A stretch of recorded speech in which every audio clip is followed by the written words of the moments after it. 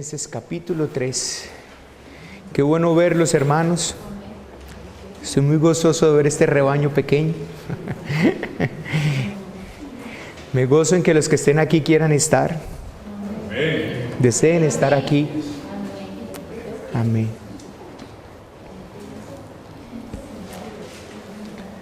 Bueno, hermanos, este capítulo es uno de esos capítulos preciosos de la Escritura. Y tiene tanto que, como yo les escribía por medio de el WhatsApp, quiera el Señor concedernos ser iluminados en todo lo que hay aquí, porque hay tanto aquí, hermanos, tanto. Ese capítulo 3 tiene enseñanzas teológicas profundas. Y hoy vamos a ver solo los primeros 11 versos. Y eso que esos 11 versos tienen mucho. Pero como están conectados con una sola idea, trataré de exponerlo lo más preciso posible. Dice así, hermanos, la palabra del Señor, Filipenses 3. Por lo demás, hermanos, gozaos en el Señor. A mí no me es molesto el escribirlo las mismas cosas, y para vosotros es seguro. Guardaos de los perros, guardaos de los malos obreros, guardaos de los mutiladores del cuerpo, porque nosotros somos la circuncisión, los que en espíritu servimos a Dios y nos gloriamos en Cristo Jesús, no teniendo confianza en la carne. Aunque yo tenga también de qué confiar en la carne. Si alguno piensa que tiene de qué confiar en la carne, yo más, circuncidado al 8º día, del linaje de Israel, de la tribu de Benjamín, hebreo de hebreos, en cuanto a la ley fariseo, en cuanto al celo perseguidor de la iglesia, en cuanto a la justicia que es en la ley, irreprensible.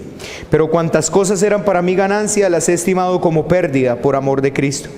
Y ciertamente aún estimo todas las cosas como pérdida por la excelencia del conocimiento de Cristo Jesús, mi Señor, por amor del cual lo he perdido todo y lo tengo por basura para ganar a Cristo y ser hallado en Él, no teniendo mi propia justicia que es por la ley, sino la que es por la fe de Cristo, la justicia que es de Dios por la fe, a fin de conocerle y el poder de su resurrección y la participación de sus padecimientos, llegando a ser semejante a Él en su muerte, si en alguna manera llegase a la resurrección de entre los muertos.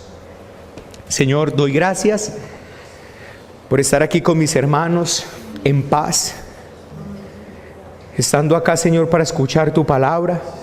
Y te pedimos, oh Señor, que nos des sabiduría, de nuevo, poder del Espíritu. Que mis hermanos tengan sabiduría para oír. Señor, yo te pido que quites todo ceguera, todo velo, todo taponamiento espiritual en los oídos, Señor, y que tu Espíritu Santo nos conceda ver estas gloriosas verdades que están en esta palabra. En Cristo nuestro Señor. Amén. He puesto un título a este mensaje. Usualmente no uso títulos, pero he puesto un título. Y el título es ¿dónde está tu confianza? Ese es el título. ¿Dónde está tu confianza? Haré una introducción y 2 puntos para tratar este tema. Haré una introducción y 2 puntos. Así que arranco con una pequeña introducción, hermanos. Una de las cosas que más les cuesta, o que más cuesta al ser humano, es despojarse de lo que él es. Eso es algo que es bien difícil en un ser humano. Esto es claramente una condición, hermanos, dada por la caída. En estos días meditaba junto con mi familia en lo difícil que es para un hombre despojarse de lo que tiene y también despojarse de lo que es. El hombre tiene en su ADN un delirio de grandeza impresionante. El hombre tiene un delirio de superioridad, tiene un delirio de autosuficiencia, de autojusticia, y lastimosamente es tan grande que no puede con él. Hermanos, yo personalmente pienso que la razón de esta condición es la propuesta que el gran enemigo de Dios le hizo a aquellos que serían los representantes de toda la humanidad. Ustedes no morirán, sino que serán como Dios. Y es justo lo que pasó cuando el hombre pecó. No pudo ser como Dios, pero siguió deseándolo ser en lo profundo de su ser. Eso es lo que pasa, hermanos. Hoy el hombre quiere a toda costa ser como Dios. tiene delirio de grandeza, de superioridad. Y si bien con ese engaño que el diablo hizo a nuestros padres, a nuestros representantes allí en el Edén, ustedes serán como Dios, y si bien no lograron ser como Dios, este deseo sí logró anclarse en lo profundo de su ser. Cada hombre que nace tiene un deseo de ser como Dios. Todo hombre tiene en lo profundo de su ser la idea implantada desde el principio a causa del pecado: querer ser como Dios. Esto es lo que vemos una y otra vez en la historia de la humanidad. En la historia bíblica, aquella descendencia no piadosa, aquellos que no eran de la fe en Dios, querían hacerse un nombre tan grande como el de Dios. Recuerdan allí en Génesis capítulo 11, nos haremos una torre que llegue hasta el cielo y nos haremos un gran nombre. Tener reconocimiento que solo Dios puede tener. Eso es lo que el hombre siempre ha querido. Querer elevarse tan alto por las alturas que pueda ser como Dios. Claro, hermanos, si nuestro Señor Jesucristo, como siempre, dijo la verdad, y es claro lo que Él pudo manifestarle a aquellos judíos de su época: ustedes no son hijos de Abraham, ustedes son hijos de vuestro padre el diablo, y los deseos de vuestro padre queréis hacer. ¿Qué es lo que ha querido hacer siempre Satanás? Subiré a las alturas, me sentaré en el trono de Dios y seré igual a Dios. Y si esos son los deseos del Padre, tales son los deseos de los hijos: subir a lo alto y sentarse en el trono de Dios y ser como Dios, tener el nombre de Dios, tener el reconocimiento de Dios. Esto no es diferente hoy, hermanos.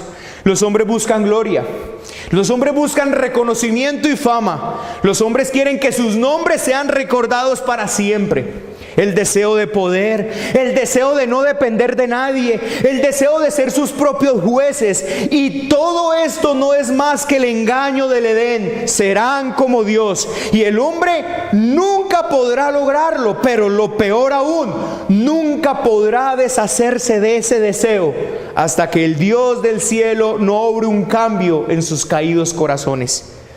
Y para empeorar un poco el panorama, tenemos una religión que hoy no está combatiendo esto, sino por el contrario, tenemos una religión de raza de campeones, de cristianos exitosos, de héroes. Religión que lo único que ha hecho es alimentar ese deseo satánico en el corazón de los hombres de ser como Dios. Esta es la razón por la cual el cristianismo bíblico, la verdadera religión, siempre será contracorriente, porque siempre estará en contra de lo que el hombre tanto ama: su nombre, su gloria, su propia justicia, sus logros egoístas. Esto hace parte del centro del mensaje bíblico: Dios abatiendo la soberbia de los altivos, haciendo añicos la inteligencia de los sabios y dando entrada a los humildes, a los pobres, a los menesterosos, a lo vil y a lo menospreciado. Este era el mensaje que en los tiempos de Jesús causaba risa, y para algunos el que lo daba era simplemente un lunático desquiciado, salido de toda realidad, mientras que para otros era el Mesías prometido. Y esto es claramente lo que estamos viendo en estos 11 versos del capítulo 3 de Filipenses. Un hombre que había visto cómo en un instante todos sus delirios de grandeza, todo su celo, toda su posición, toda su grandeza, toda su religión se desbarató cuando estuvo parado frente al único digno de toda gloria, de toda honra y de toda alabanza de todo lo creado. Esto es lo que debe pasar precisamente, queridos hermanos, en todo hombre. Cuando por una obra del Espíritu Santo el hombre se enfrenta cara a cara con la majestad de la ley de Dios y puede apreciar lo barato que es, lo pobre, lo ruin, y puede exclamar como el salmista: gusano soy y no hombre. Es allí y solamente allí cuando puede considerar todo lo que tenía en alta estima como basura, como algo despreciable, como aquello que no quisiera volver a tener nunca más, para aferrarse precisamente a algo de valor tan sublime, tan glorioso, que nunca más deseara volver a perderlo.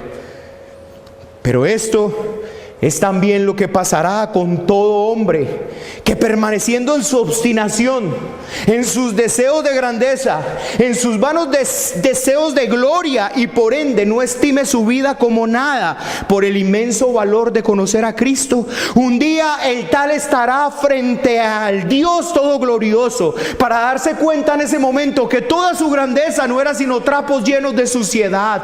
Un día en el cual será puesto bajo los pies del Rey de toda la tierra, para que no pueda hacer otra cosa sino reconocerlo como el grande, como el sublime, como el santo y hermoso. Pero será demasiado tarde para él, e irá a pena de eterna condenación, separado del Señor de la gloria, lo cual había sido su deseo mientras estuvo en esta tierra.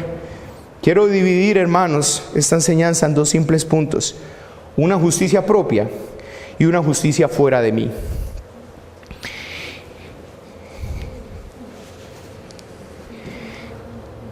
Hermanos, resumiendo esta corta introducción,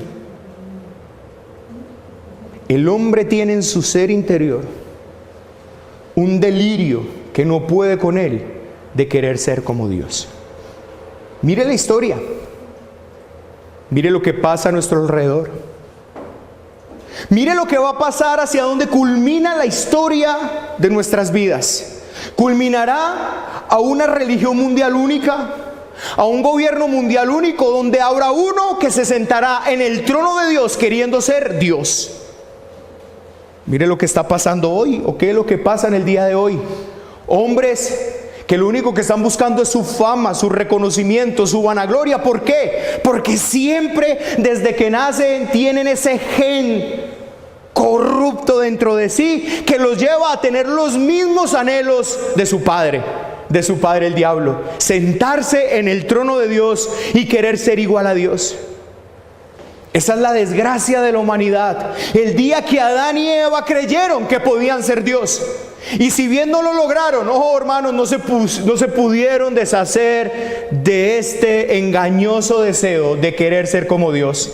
Y desde el mismo momento de Génesis capítulo 4 vemos la caída del hombre en tal desgracia de querer levantarse y ser como Dios, no tener un juez, no tener alguien a quien rendirle cuenta, ser por el contrario el dueño de mí mismo. Yo manejo mi vida, yo hago lo que quiera con mi vida, yo no me someto a nadie, nadie tiene derecho sobre mí, yo soy mi propio Dios, mi propio juez. Hermanos, qué difícil es para un hombre deshacerse de sus propios deseos. Qué difícil es para un hombre deshacerse de sí mismo. Qué difícil es para un hombre poder reconocer que no es nada. Una justicia propia, entonces, es el primer punto. Quisiera que pensáramos en algo que se escucha desde hace mucho tiempo en aquellos que defienden la salvación por lo que se hace, o sea, por obras. Usualmente se tiene el errado pensamiento, incluso muchos evangélicos sin querer defienden esta posición errada, de que en el cielo encontrarán una balanza donde se echarán las cosas malas en un lado y las cosas buenas en el otro. Ese es el pensamiento que hay. El pensamiento que hay, hermanos, es que las personas van a llegar al cielo. Allí en el cielo van a encontrar una balanza, y en esa balanza, en un lado se van a echar las cosas buenas y las cosas malas en el otro lado de la balanza. Y que si una persona logra en la balanza de lo bueno tener el 50 más 1, entonces será salvo. Ese es el pensamiento, hermanos. Comencé a meditar en esto y me di cuenta que es un error doctrinal serio. Antes de darle la razón por la cual les digo esto, quisiera que notaran que muchas veces incluso se trata de convencer a la persona de que el problema que tiene es que ha pecado demasiado delante de Dios. Se les pone a las personas algo como esto: son 10 mandamientos de la ley de Dios. Son 10 mandamientos del decálogo, son 10 mandamientos de la ley moral. Suponga que solo cometes o infringes uno de esos al día. Por lo tanto, digamos que tú eres muy bueno y que solo infringes uno diario. Eso quiere decir que estás cometiendo 360 pecados al año si utilizamos un calendario de 360 días. Como ahora tienes 35 años, tú eres una persona que en tu vida has pecado 12.600 veces, siendo el más bueno. Y bueno, pienso que el argumento en sí no está mal del todo, pero lo que se debe llevar al pecador no es saber que ha pecado mucho contra Dios. Lo que se debe llevar al pecador es saber la santidad de Dios de una manera tan gloriosa como realmente es, que él vea que un solo pecado es digno de la ira de un Dios santo. Ese es el problema en el que hemos fracasado. Que si todo el hombre lo ha hecho bien en la vida, que si él ha hecho todo bueno en la vida, y cuando llegue a la presencia del Señor le ponen en una balanza y ponen allí las millones de sus cosas buenas que hizo, y en el otro lado ponen un solo pecado, la balanza se inclinará inmediatamente hacia el pecado de manera inevitable y de manera apresurada. Este es el sentido bíblico. Yo no tengo que convencer a la persona que ha pecado mucho. Yo no tengo que convencer a la persona que es el gran pecador delante de Dios. Tengo que mostrarle cómo Dios es un Dios tan santo, tan sublime, tan glorioso, que el más mínimo pecado, la más mínima mentira, tiene toda la fuerza para echarlo inevitablemente al infierno. Y que si se echara todas sus millones de obras, que si hubiese sido el mejor del mundo, el hombre más moral, el más querido, y en el otro lado se echara la mínima, la mentirita blanca en el otro lado de la balanza, irremediablemente, inevitablemente se inclinaría hacia allí y sería condenado por una eternidad. Entonces, lo que noto es que los evangélicos, no digo que todos los evangélicos, pero sí gran parte de ellos, están errando al exponer al pecador que por más que él se esfuerce en hacer cosas buenas, siempre serán más las malas. Y entonces se argumenta que hay pecados de obra y pecados de omisión, que todo lo bueno que usted haga, que usted pueda hacer y no lo hace, le es pecado. O sea, estoy tratando de llevar al pecador a que se dé cuenta lo pecador que es. Yo pienso que es verdad que un hombre, por más bien que haga, siempre será más el mal que haga, porque es la inclinación de su corazón, es su naturaleza caída. Pero el argumento es precisamente que sin importar qué tanto bueno haga, con una sola vez que peque tendrá juicio, será condenado. Piensen en esto, varones. Suponga que su esposa es fiel el 50% de las veces más uno. ¿Vivirías con una esposa así? ¿Cómo funciona esto? Mujeres, supone esto: de los 365 días del año, su esposo fue fiel la mitad más uno. ¿Vivirías con él porque fue bueno el 50 más uno? Oh, estoy haciendo una justicia aquí, son 360 días del año. Mi esposo ha sido fiel 181 días. Los 179 días ha sido infiel, pero como fue 180 más 1, está bien. Fue el 50 más 1, pasó la prueba. ¿Se querrá vivir de esta manera?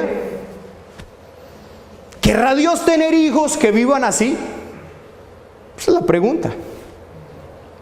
Y si es así, ¿quién pone la medida? ¿Quién pone cuál es el porcentaje?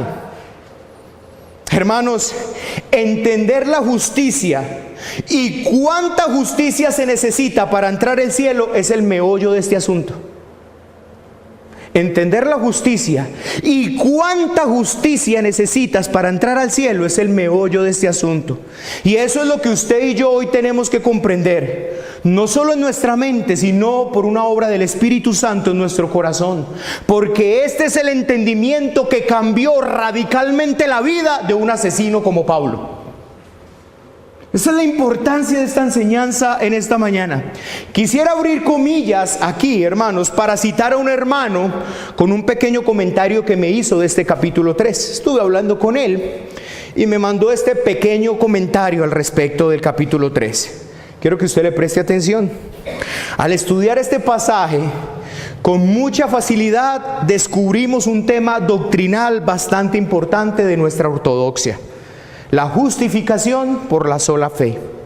No hay mérito humano que se pueda comparar con el invaluable sacrificio y obra de Cristo para nuestro perdón y redención. Sin embargo, detrás de este pasaje se esconde una gran enseñanza: la forma como vivía el apóstol debido al entendimiento de esta doctrina. Para él no era meramente un conocimiento intelectual, era algo muy profundo, al punto que él describe, pelea e incluso con lágrimas mismas defendiendo esta doctrina. Al explicar esta doctrina, Pablo demuestra su amor por Cristo de una forma tan gloriosa y nos describe cómo él es capaz de abandonarlo todo con tal de conocerlo a él. En este pasaje se evidencian los resultados de la justificación por la sola fe.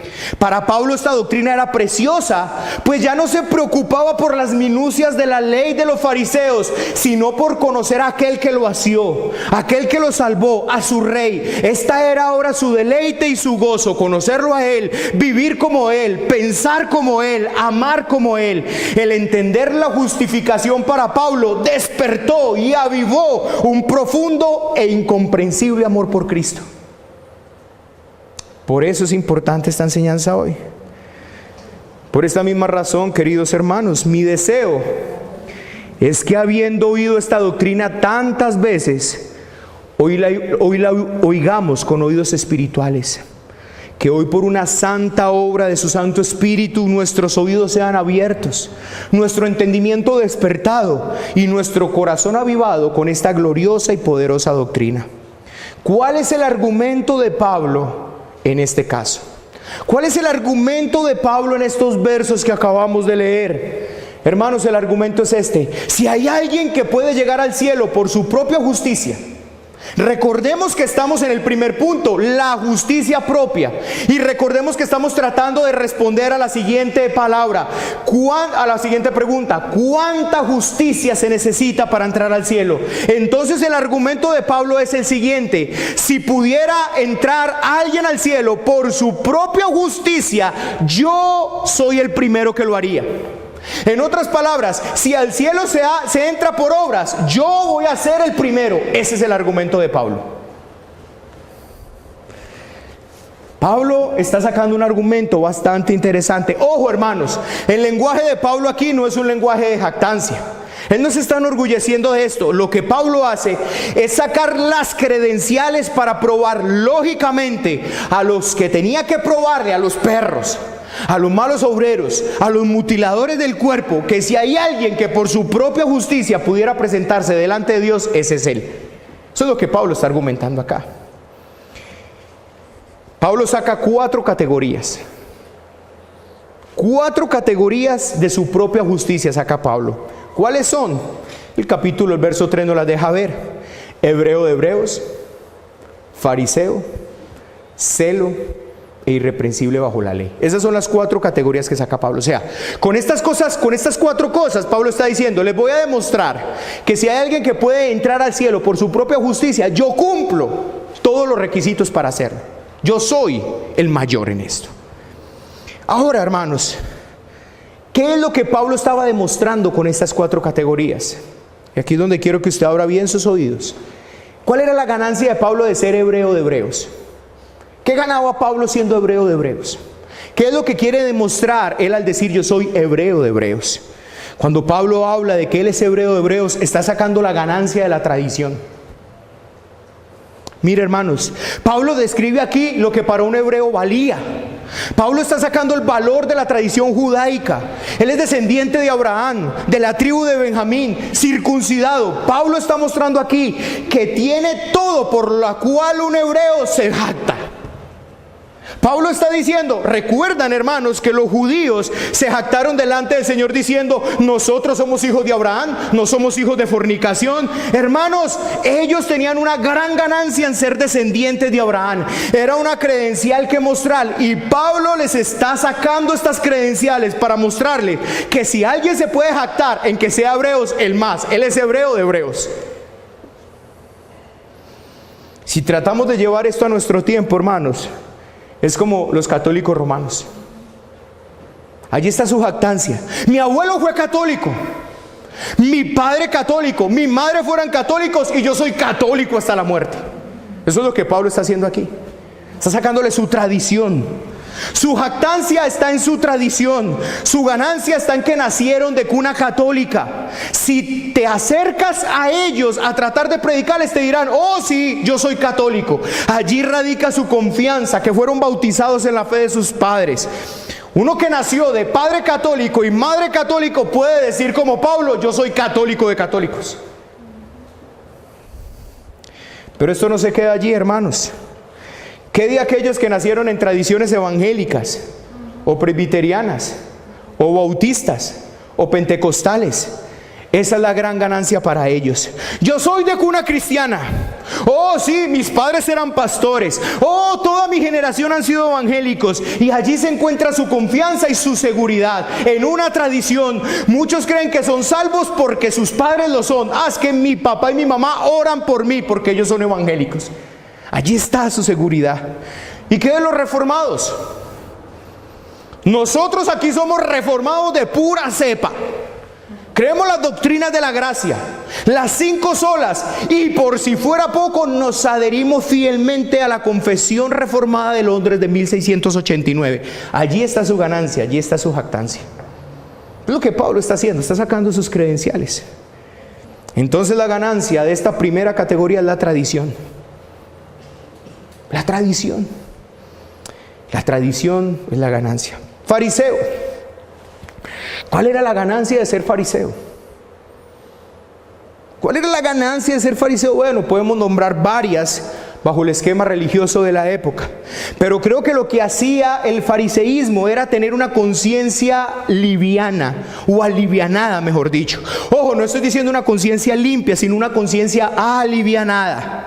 ¿Recuerdan el texto del fariseo y el publicano? El fariseo buscaba aliviar su conciencia dando diezmos, haciendo ayunos, oraciones. Él sabía en su corazón que él no estaba bien, pero haciendo estas cosas buscaba aliviar su carga. ¿Qué buscaba entonces el fariseo? ¿Cuál era su ganancia al vivir como fariseo? Tener una conciencia alivianada. Pero hay otra ganancia que podía mostrar el fariseo: la reputación. El fariseo tenía reputación, se veían tan buenos por fuera, se veían tan íntegros. Entonces Pablo está diciendo: yo no solamente soy hebreo, hermanos, no, yo tengo una excelente tradición, pero también tengo una excelente conciencia y una muy buena reputación. Allí estaba la jactancia del fariseo. Somos reconocidos por el pueblo, como Saúl cuando le dijo a Samuel: no me desconozcas delante del pueblo, reconóceme delante de ellos. Allí estaba la ganancia de Saúl. ¿Cuál era su ganancia? Reconocimiento. Mientras yo tenga reconocimiento, ahí tengo mi jactancia. ¿Qué le diría a un fariseo cuando llegue a la presencia del Señor? Señor, ¿tú no sabes quién soy yo? Eso le diría a un fariseo al Señor. ¿Tú no sabes quién soy yo? Yo soy fariseo. Soy un hombre reconocido. Yo daba diezmos, hacía oraciones, ayunos. Esto era de lo que un fariseo se jactaba. Allí estaba su confianza. Pero lastimosamente, hermanos, estos fariseos todavía existen en la iglesia de hoy. Se jactan de su posición. Yo soy el pastor, yo soy el ungido, el diaconazo. Me han visto como oro, como ayuno. Me levanté y estuve orando desde las 5 de la mañana hasta las 10 de la mañana sin parar. Hoy estuve en ayuno y no tomé ni agua. Había un hermano necesitado y le di para sus necesidades. Allí está su jactancia, su ganancia. Allí están las cosas por las cuales puede sacar pecho y gloriarse. El fariseo. Celo. ¿Cuál es la ganancia del celo aquí? ¿Qué es lo que Pablo está mostrando al decir: mira, si alguien quiere entrar al cielo soy yo tengo celo? ¿Qué ganaba Pablo aquí? ¿Sabe qué está diciendo Pablo? Yo tengo propósito, yo tengo significado, yo sé para qué estoy en esta tierra. Sentido y propósito. Quiero explicarlo de la siguiente manera.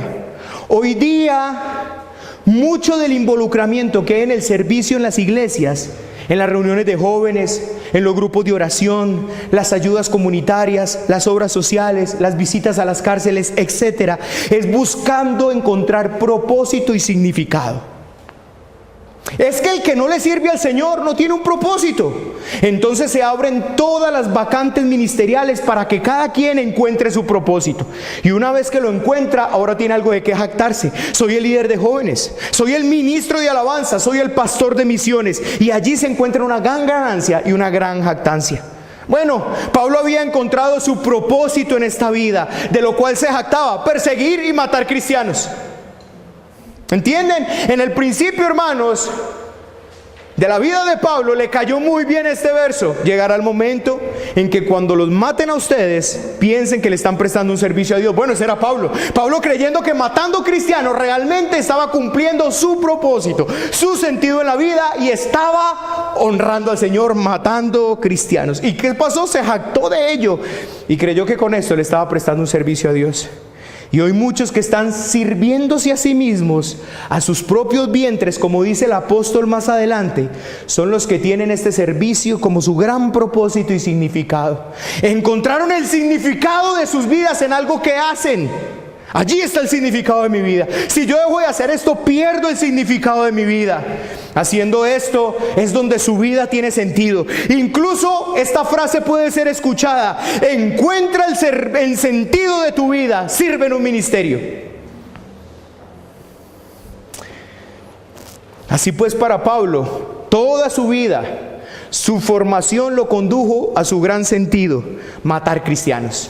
Es como si él dijera: para esto nací. Yo nací para matar cristianos. Ese es mi propósito, ese es mi sentido. Y matando cristianos le da sentido a mi vida. Pero hay muchos que dicen: orando tengo sentido en mi vida, ayunando le da sentido a mi vida, ayudando a los necesitados es donde mi vida tiene sentido, limpiando el templo de la iglesia, limpiando estas 4 paredes, allí es donde hallo sentido, valor a mi vida. Pero no solamente está estas ganancias de Pablo. No solamente era un hombre reconocido, no solamente era un hombre con una conciencia liviana, no solamente era un hombre de tradición reconocida, no solamente era un hombre que tenía sentido y propósito, sino que era irreprensible bajo la ley. ¿Cuál es la ganancia aquí, hermanos? Es la integridad moral. Pablo está diciendo que él iba más allá incluso de los fariseos de su época, porque él no guarda la ley solo externamente, sino que en su corazón él deseaba vivir esa ley. Pablo era un religioso recto, quería andar rectamente, no solamente como los judíos exteriormente, sino que él quería vivir la ley en serio. Es como si él dijera: cuando yo era fariseo, no solo busqué la letra de la ley, sino que realmente quise vivir una vida íntegra, una vida moral. Hoy vemos esto nuevamente, hermanos, pero de una forma más hipócrita, por supuesto. En días pasados le dije a mi papá que él tenía que arrepentirse, porque si no moriría e iría al infierno. Y me dijo: ¿al infierno? ¿Y por qué al infierno si yo no le hago daño a nadie?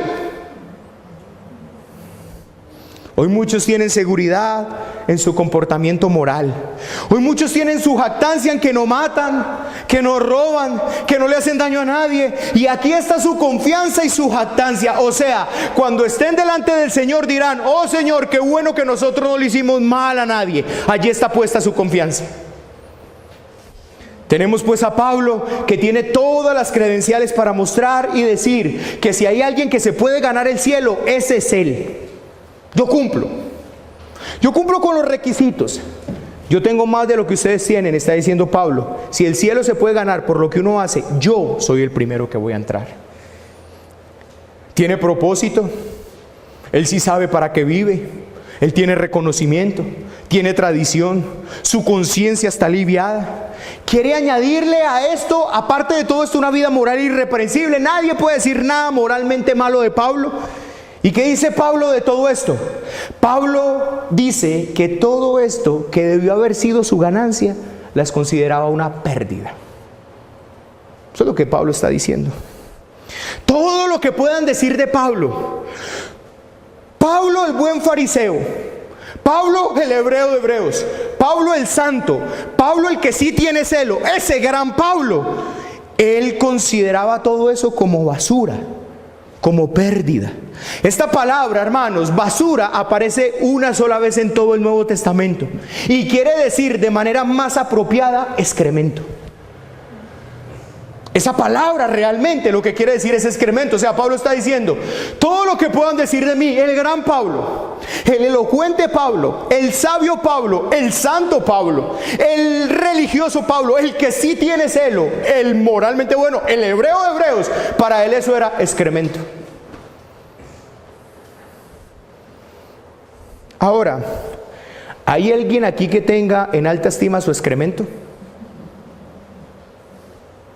Buena pregunta, ¿no? Es como si todos los logros y credenciales de una persona aquí fueran a ser reconocidos. Ah, Roosevelt, con sus 4 carreras universitarias, es pastor, descendencia francesa, nombre americano, una gran cosa. ¿No sabían que yo tengo descendencia francesa? Bueno, ahí ya, tengo credenciales. Tengo credenciales, hermanos. Oh, 4 carreras universitarias, nombre francés, apellido francés. Oh, nombre americano, pa' más pica. Bueno, no tengo reputación porque ya se acabó la reputación. Pero bueno, hermano, qué grande Roosevelt. Y solamente Roosevelt dijera, todo eso es basura. Muchos guardan basura en sus hogares. Hay gente que es conocida como acumuladora y acumulan una gran cantidad de basura, pero seguro que esta basura de la que Pablo está hablando, nadie la quiere guardar. Esta basura de la que Pablo está hablando, nadie la quiere ni siquiera en el bote de la basura, la queremos lejos de aquí.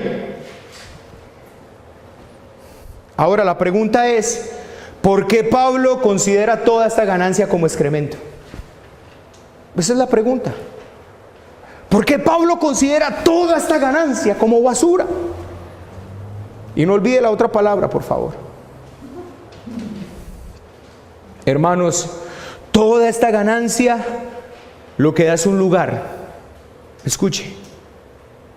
Toda esa ganancia da un lugar donde la vida funciona, un lugar donde donde la gente te acepta, un lugar donde tiene paz contigo, donde encuentras tu identidad y tu propósito, donde te sientes que estás bien.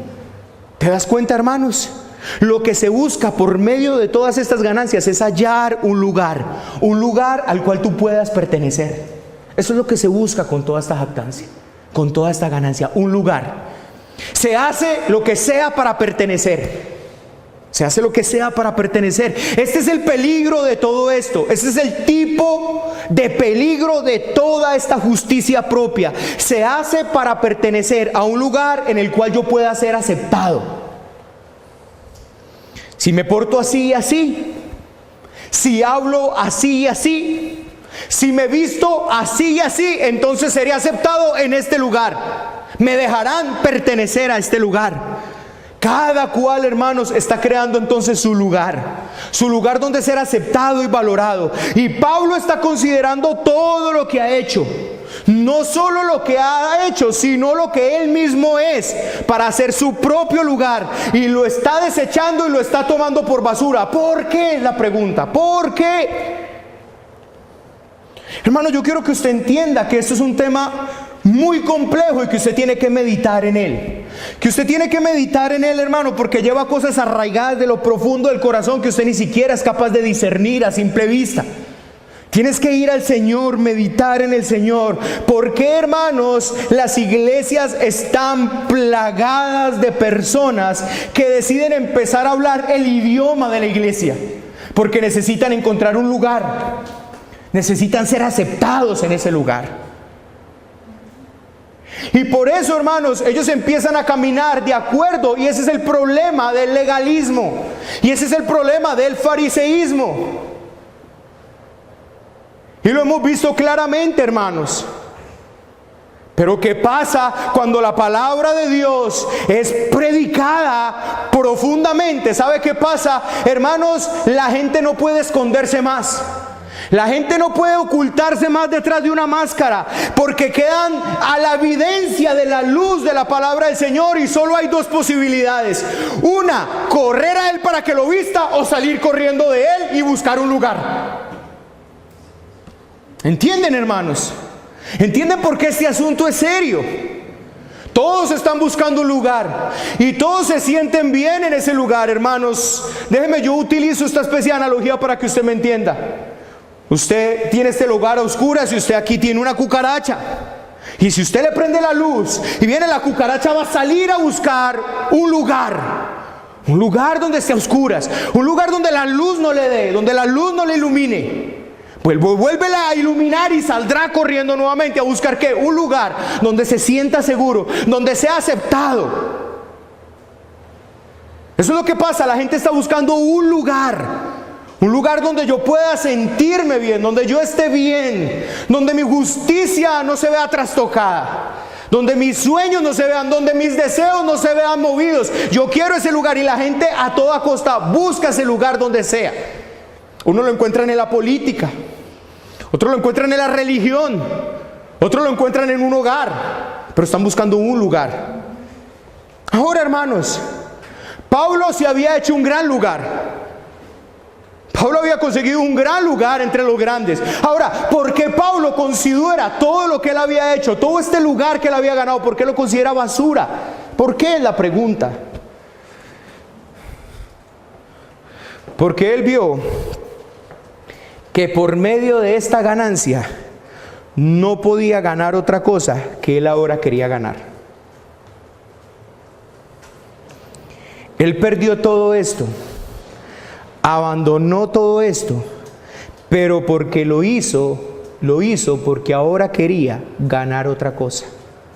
Escuche esto, hermanos. Él quería ganar un verdadero lugar. Él quería ganar un verdadero propósito. Él quería ganar un verdadero sentido, un verdadero celo, una verdadera conciencia. Es lo que el hombre quiere ganar a toda costa. Pero Pablo se dio cuenta que si quería ganar todo esto de manera verdadera, su ganancia no podía ganarlo. Y esto nos conecta con nuestro segundo punto: una justicia fuera de mí. Note, hermanos, el verso 8. Pablo tuvo un propósito por el cual ahora pierde todo esto. Note el verso 8, hermanos. Y ciertamente aún estimo todas estas cosas como pérdida por algo más. No simplemente porque sí. Hay una razón fundamental por la cual yo estoy dispuesto a perder todo esto y a considerarlo excremento, basura. ¿Cuál es esa causa? Es la pregunta. Él desea ahora encontrar lo que muchos desean encontrar. Ellos desean encontrar un lugar.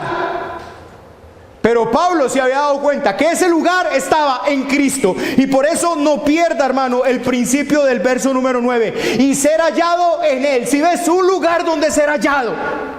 Un lugar donde ser encontrado. Un lugar donde yo puedo tener paz verdadera. Un lugar donde yo puedo tener significado verdadero. Un lugar donde yo puedo tener celo verdadero. Quiero ser hallado en Él. Quiero ser encontrado en un lugar. ¿Cuál es ese lugar? Cristo. Y nada de esta ganancia me pondrá en ese lugar. Ese es el asunto. Yo estoy yendo, hermano, tratando de que usted coja lo esencial de este mensaje hoy. ¿Qué es lo que el hombre busca? Pertenecer. Un lugar. Y Pablo dijo, solo hay un lugar donde el hombre verdaderamente se sentirá en casa. Solamente hay un lugar donde el hombre podrá encontrar el verdadero propósito. Solo habrá un lugar donde el hombre tendrá verdadero celo. Solo habrá un lugar donde el hombre tendrá verdadera moral. Y ese lugar es Cristo. Yo quiero ser hallado en Él, no en ningún otro lugar, en Él, en Cristo. Ese es mi lugar. Y para poder tener ese lugar, yo tengo que perder todo aquello para lo cual había conseguido otro lugar. Ahora, pero la pregunta es, ¿por qué Pablo quiso encontrar ese lugar? Esa es la pregunta, hermanos. Y aquí te voy a dar la respuesta. Y quiero que medites. Si tú verdaderamente deseas tener este lugar. Hermanos, porque Pablo entendió por una obra sobrenatural que la justicia que un hombre debe alcanzar para entrar al cielo debe ser la misma justicia de Dios. Eso fue lo que Pablo entendió. O sea, Pablo quiso este nuevo lugar porque él se dio cuenta, mi querido hermanos, que no es un 50% más uno, sino que Pablo entendió que si su justicia no fuera más alta que aún de los mejores hombres de la tierra, él no entraría en el reino de Dios. Así que Pablo está diciendo, ni yo con todas estas credenciales podría entrar allí en la presencia del Señor. Por eso les dije al principio que Pablo no se está jactando aquí. Pablo está mostrando precisamente, está dando una argumentación lógica para él mismo decir, oh queridos hermanos, yo entendí que para poder entrar en la presencia de Dios, la justicia mía tiene que ser la justicia de Dios. No sirve un 50 más 1, no sirve ni siquiera un 90 más 1. Es la justicia de Dios, y la justicia de Dios es el 100%.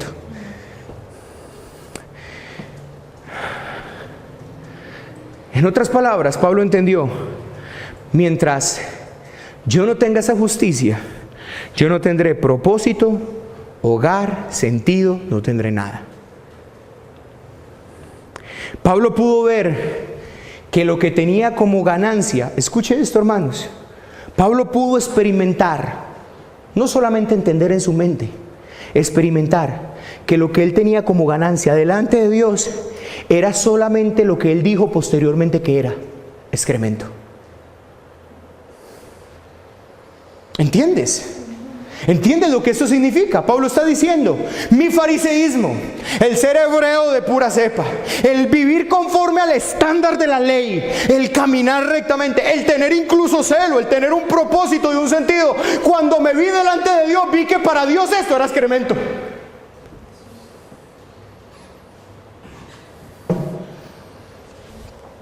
Pablo, el teólogo mejor preparado de la época, el que tenía celo, el que era irreprensible, se da cuenta que toda su justicia no alcanzaba de nada ante la justicia de un Dios santo, santo, santo. Pablo abandonó la búsqueda de la justicia dentro de él y comenzó la búsqueda de una justicia fuera de él. Noten la palabra abandono, hermanos, noten la palabra abandono. Aquí hay una enseñanza tal vez de las más importantes hoy. Tienes que saber que no puedes tener las dos. No puedes sostener una en tu mano y la otra en la otra. Tienes que abandonar por completo tu propia justicia, tus propios méritos, para poder asirte y agarrar aquello que está fuera de ti. Y es aquí donde viene el problema, hermano, y donde cobra ánimo y donde cobra importancia la introducción que hicimos, porque entonces tendrás que renunciar a tu deseo de ser Dios, a tu deseo de grandeza, a tu deseo de reconocimiento, y eso es humillante. Ese es el problema con el cristianismo, hermanos, que el hombre, para poder asirse de la justicia de Dios, tiene que soltar la suya propia. No puede tener las dos, no puede tener una mano en esta y otra acá. No, hermanos. Tiene que deshacerse de lo que él cree que en su vida es lo que vale. ¿Tu nombre? Los Jaramillo, los Trujillo. Oh, qué familia los Trujillo. Los Perea. Oh, qué reconocimiento. Los Guinán. ¿Qué te jacta? ¿Qué es de lo que tienes que te aferras? ¿Cuál es tu propia justicia con la cual podría llegar delante del Señor y decirle: Señor, tú no sabes quién soy yo? O que llegues delante del Señor y tú le digas: Señor, ¿te acuerdas todo lo que hicimos? Hermanos, ese es el punto. Que cuando tú tienes que soltar tu propia justicia, tienes que soltar, en otras palabras, tus delirios de grandeza, tus deseos de querer ser Dios, tu deseo de tú mismo ser tu propio Salvador, tu deseo de tu autopropia justicia. Tienes que soltar eso, y eso es humillante. Por eso el cristianismo humilla, hermano. ¿Qué fue lo que Cristo hizo primero con Pablo? Piensen en esto. ¿Qué fue lo que Cristo hizo con Pablo? Hermano, escuche lo que Cristo hizo con Pablo. Lo humilló, lo tiró al suelo, lo dejó ciego, no pudo andar solo, lo llevó a estar postrado 3 días sin comer ni beber. Y para colmo de males, el hombre que hace unos 3 días atrás él hubiera matado irremisiblemente, hoy viene a tenderle la mano. Para colmo de males. La pregunta es, ¿dónde queda la jactancia, Pablo? Pablo, ¿dónde están aquí tus títulos, Pablo? Pablo, ¿dónde queda tu fariseísmo? ¿Sabe dónde quedó, hermano? Arrastrado por el suelo, humillado. Pablo, el gran Pablo. Pablo, párate de ahí, Pablo. ¿Dónde quedan tus títulos? ¿Dónde queda tu grandeza? ¿Dónde queda, tu altivez, Pablo? ¿Dónde queda tu celo? ¿Dónde está? ¿Sabe dónde queda? Humillado, arrastrado, no pudiendo andar, sentado en un cuarto solo, sin comer ni beber, para después mandarle Dios al enemigo que si lo hubiera tenido enfrente lo mata, para que le devuelva la vista. Oh, hermano, qué humillación tan tremenda. ¿Dónde queda tu jactancia, oh Pablo? ¿Qué pasa con Pedro, hermanos? ¿Sabe qué pasa con Pedro? Cristo arruinó su jactancia. El gran pescador no es capaz de pescar nada en toda la noche. El gran pescador, Pedro, el gran pescador, va a pescar y no puede pescar nada en toda la noche, para que en un solo instante, por la voz del maestro, tenga que llenar tanto sus redes que tenga que llamar a otros a que le ayuden. No, lo arruinó su jactancia. ¿Dónde queda tu jactancia, Pedro? Para que él tenga que decir simplemente: Señor, apártate de mí, que yo soy inmundo, soy un hombre pecador. Eso es lo primero que Cristo hace con una persona. Humilla toda su jactancia, y por esto Cristo cobra un valor tan alto para ellos. Porque Cristo tomó el valor que tenía para Pablo. ¿Por qué, hermanos? Porque Cristo llegó a ser tan valioso para Pablo. Escuche esto, hermano, ¿por qué? Y yo quiero que usted, por favor, tiene que meditar en esto esta semana. Tiene que meditar en esto. Hermanos, porque todo en Pablo fue humillado, fue arrastrado. Ahora Pablo se da cuenta de su hogar, de su propósito, su sentido, su celo, que todo se halla en Cristo. Y si todo se halla en Cristo, Cristo es lo que más valor tiene ahora para él. Todo lo que yo quiero ser, todo lo que yo anhelo ser, ahora está en él. Entonces él es lo de más valor. Pregunta, hermano, ¿cómo puedes tener tú a Cristo de más valor cuando tu vida no ha sido humillada? Cuando tú eres de tan alto valor. Hermanos, esta gloriosa justificación por la sola fe en Cristo fue uno de los pilares de la Reforma protestante. Todo comenzó cuando un monje agustino buscaba ser aceptado por Dios bajo su propia justicia, por su confesión, por su ascetismo, por su duro trato con el cuerpo, por sus confesiones, por sus oraciones, pero nada de ello le hizo hallar paz. De pronto intenta ir a un lugar pensando que si podía pertenecer a ese lugar encontraría el sentido y propósito de su vida, para darse cuenta que aquel lugar al que él llamaría cielo no era nada más ni nada menos que la sucursal del infierno. Hablo de Martín Lutero. Hasta que por la gracia de Dios pudo hallar la justicia de Dios fuera de él, en Cristo. Pero mi querido hermano, tú no puedes tener las dos justicias. O tienes la tuya o tienes la de Cristo. O tienes tus propias hojas de higuera tapándote, o tienes las pieles del cordero cubriéndote. No puedes tener las dos, hermanos. Cuando Adán y Eva pecaron, ellos buscaron su propia justicia, vistiéndose con hojas de higuera. ¿Y qué hizo Dios, hermanos? ¿Les dejó sus hojas de higuera y les puso encima las pieles del cordero? No, hermanos, los desvistió y les dio vestidos nuevos, les puso los suyos, le quitó las vestiduras de ellos y les puso las suyas, los que tenían derramamiento de sangre. No se puede tener ambos vestidos si no renuncias a todas tus justicias, a toda tu jactancia, a toda tu vanagloria, a todo lo que consideras ganancia. Si no consideras todo esto como basura, nunca podrás tener a Cristo, nunca podrás ser hallado en Él. Serás hallado en tu lugar, el que tú escogiste. ¿Qué lugar escoges? Esa es la pregunta hoy. ¿Qué lugar escoges? Oh, mis queridos amigos, este es el peligro de un mensaje diluido que no hiere. Este es el peligro de una espada sin filo que no atraviesa. Pregunta: ¿de qué forma se desvestirá el hombre si no se da cuenta de que sus ropas son solo excremento delante de Dios? ¿Cómo querrá quitarse sus ropas?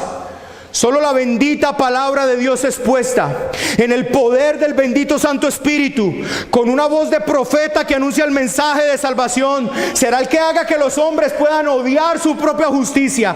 Solo cuando un hombre es elevado por las alturas y puede ver lo pobre y vacío que está, lo miserable que está ante un Dios tan alto y sublime, solo un mensaje que humilla al hombre hasta el polvo y exalte a Dios hasta lo sumo, será lo que haga que el hombre grite pidiendo ser desvestido de su suciedad, vestidos con las ropas de la justicia de Cristo.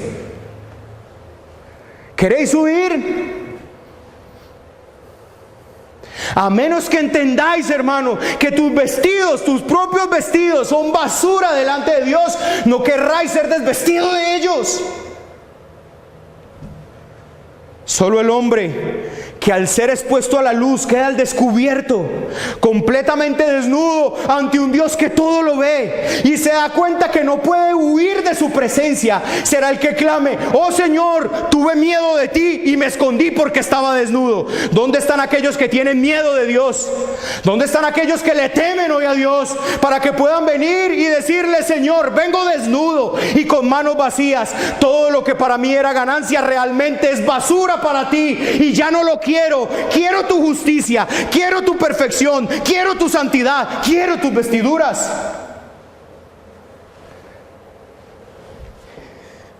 Hasta que un hombre deje de ver el mensaje de la santidad como algo exagerado, no podrá clamar por esas vestiduras blancas que no tienen ni mancha ni arruga, porque vienen de un Cristo bendito que nunca pecó, el Hijo de Dios que se hizo hombre para que los hombres pudieran ser hijos de Dios. Oh, qué bendito misterio fue el que Pablo comprendió y le llevó a vivir como vivió para Cristo. Cristo se convirtió en su vida, su referente, su meta, sus sueños, su anhelo, su gloria, todo. Para Pablo Cristo era todo. ¿Por qué? Porque realmente Cristo era todo. Todo lo que yo quiero está en Cristo. Todo lo que yo deseo está en Cristo. Mis sueños están en Él. Mis anhelos están en Él. Mi lugar está en Él. Mi vida está en Él. ¿Qué quiere una persona cuyo todo lo encuentra en Cristo? Quiere a Cristo. No quiere nada más. Pregunta, hermano, ¿qué quieres tú? ¿Qué quieres tú?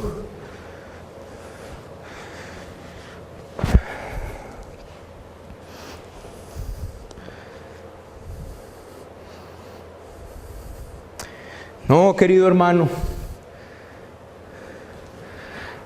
esto no sucedió una sola vez en la vida del apóstol Pablo.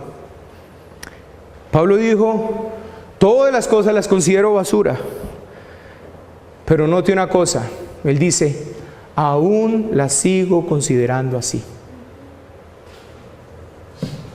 No fue un solo momento, no fue en el instante de la regeneración. No, hermanos.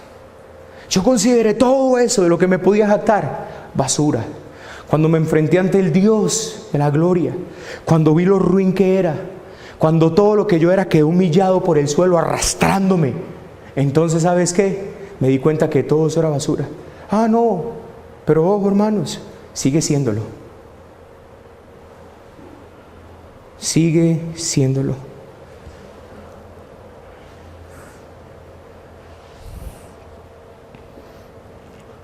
Oh, amigos, no solo es para la justificación, también para la santificación. A menos que te aferréis a Cristo y que encuentres tu santidad en Él, tú siempre serás un hipócrita religioso.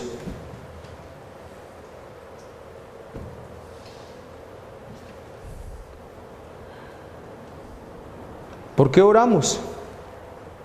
¿Por qué ayunamos? ¿Por qué servimos? ¿Por qué queremos ser íntegros moralmente? ¿Por qué ahora queremos tener celo de toda ciencia? ¿Por qué? Por amor a Cristo. Por amor del cual podemos hacer todo esto y desechar todo lo otro. Para poder reclamar algo, para poder reclamar bendición. No, hermanos, porque ¿qué más bendición queréis tener si has sido bendecido en Cristo desde antes de la fundación del mundo? Es porque ahora Cristo es tu vida. Es porque ahora Cristo es mi vida. Yo ya no importo. Escuche esto. Usted ya no importa. ¿Sabe por qué no importa, hermano? Porque usted está completo en Él. Porque todos sus sueños están realizados en Él. Porque su mayor éxito lo tiene ahora en Él.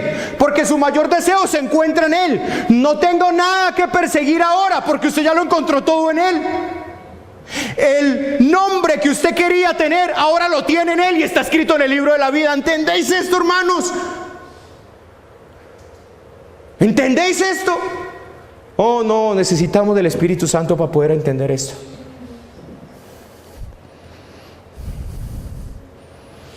Por eso ahora todo lo que quiero es Él, porque toda mi vida está en Él.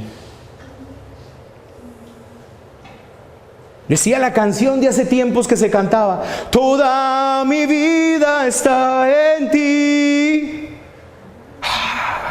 Todos mis sueños están en ti. Todo lo que soy y lo que quiero ser están en la persona de Jesús. Toda mi vida está en ti. ¿Está toda tu vida en ti? ¿Has renunciado a todo lo tuyo? Todo lo tuyo vale nada con tal de ser hallado en Él. Eso es lo que Pablo está diciendo. Yo renuncio a todo, no vale, no tiene nada. ¿Por qué? Con tal de ser hallado en Él y asir aquello para lo cual yo fui asido también. Este es el mensaje del cristianismo. Este es el mensaje real, hermano. Si no amáis a Cristo, hermanos, estáis aquí siendo religiosos hipócritas. Si nuestro corazón no late todo el tiempo por ser hallado en Él, por encontrar un lugar en Él, por saber que mi vida está en Él, mi vida está escondida con Él en Cristo, saber, hermano, que mis sueños están en Él, que todo lo que usted desearía lograr en esta vida está en Él, que incluso en Él usted es dueño de todo, que incluso en Él usted juzgará a los ángeles, que incluso en Él usted tiene herencia, que incluso en Él, hermano, por la voluntad de Dios usted será premiado. Entonces yo le hago una pregunta: ¿qué más estáis buscando? Sino tenerle a Él y ser hallado en Él. Quiera el Señor hacernos entender esto. Esta doctrina es una doctrina fundamental del cristianismo bíblico. Tenéis que meditar en ella. Si el hermano Héctor la grabó, envíela para que la escuchen, repásenla, porque tiene que ser llevada a nuestro corazón. Si usted quiere tener la vida que Pablo tuvo, usted tiene que entender lo que él entendió, tiene que experimentar lo que él entendió, tiene que entender la justicia de Cristo como Pablo la entendió. Que Dios nos ayude, que Dios nos ayude, para que usted pueda pronunciar entonces estas bellas palabras y ser hallado en Él, no teniendo mi propia justicia, sino la justicia que es por la fe en Cristo, la justicia que es de Dios por la fe, a fin de conocerle, el poder de su resurrección, la participación de sus padecimientos. ¿Sabe qué quiere una persona que ha entendido la justificación por la fe? Ay, Señor, qué bueno sufrir como tú sufriste para saber que estoy en ti. Y llegar a ser semejante a Él en su muerte, si en alguna manera llegase a la resurrección de entre los muertos. Señor, solo tú puedes hacerle entendernos esto.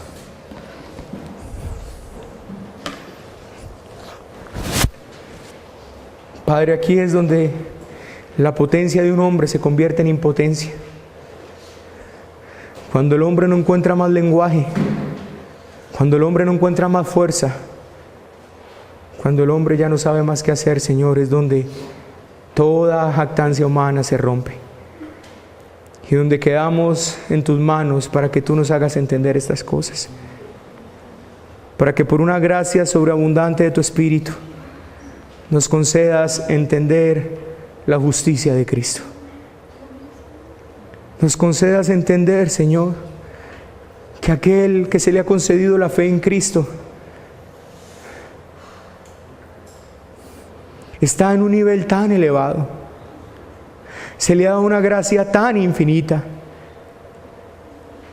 Señor, ahora comprendo dónde está el mayor mal de aquellos que dicen que son hijos del Rey queriendo todo en esta tierra. Son hijos del Rey y reclaman todo en esta tierra. No aman a su Rey.